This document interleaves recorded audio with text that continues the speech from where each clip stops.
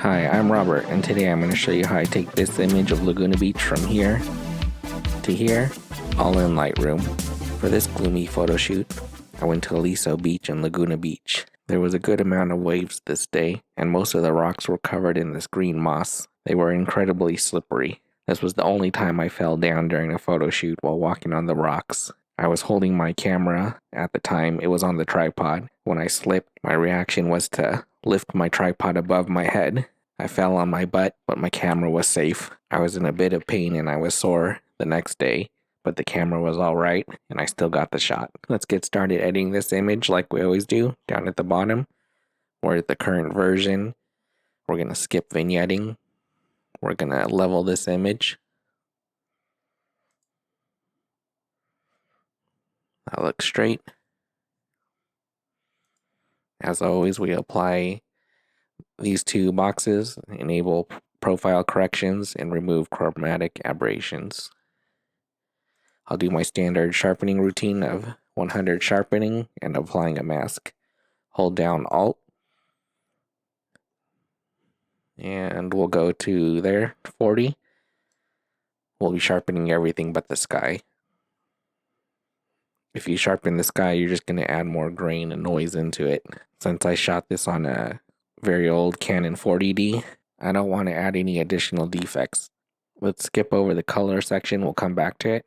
Let's warm this image up just a little bit. Just a small bit, that'll do. I don't need to adjust the exposure. Let's bring the highlights all the way down. I'm not going to bring the shadows up like I usually do. We'll just leave it alone at 0. If you look at the histogram, we're already all the way to the right, so we don't need to adjust the white point. Maybe we can even bring it down slightly. Now we're just barely clipping, and we'll bring the black point down a little bit. Perfect. Now we're all the way at both ends of the histogram. Let's get started on adjusting the colors. I always start with luminance. Let's bring orange down, as well as yellow. When adjusting luminance, I usually bring the colors down to make them darker. Now we'll go into saturation and add some saturation to the 2 channels that we just adjusted. We'll go up with the orange and with yellow. Now we have a very dramatic and glowing sky. Let's grab the grad tool and put it over the sky with the wide mask. If you want to see what the grad tool is affecting, press O and it'll give you the overlay. So we're just going to be affecting this portion of the image. I want to warm this area up and add some saturation. So we'll use the temp, go up a little bit. Now I'll add some saturation also. That looks good. You can go down here to toggle it on and off. This is before and after. Before, after. So you can see in this area, we added more warmth. I wanted to extend the warmth from the sun over this area. Now that we adjusted the sky, I'm seeing some red in the sky. So let's go back to our color panel and do some adjusting. Go to illuminance, red, and we'll bring it down quite a bit. And then we'll go back to saturation like we did for the other colors and bring the red up.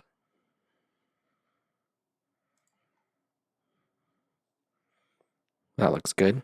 So let's take a look at all of the work we did in the color panel. We can turn it off here. You can see up top here, it's really bland, looks faded, not very vibrant. Then let's turn it on, and now it's very intense. We have a really nice glow. The glow continues down into the foreground and the midground.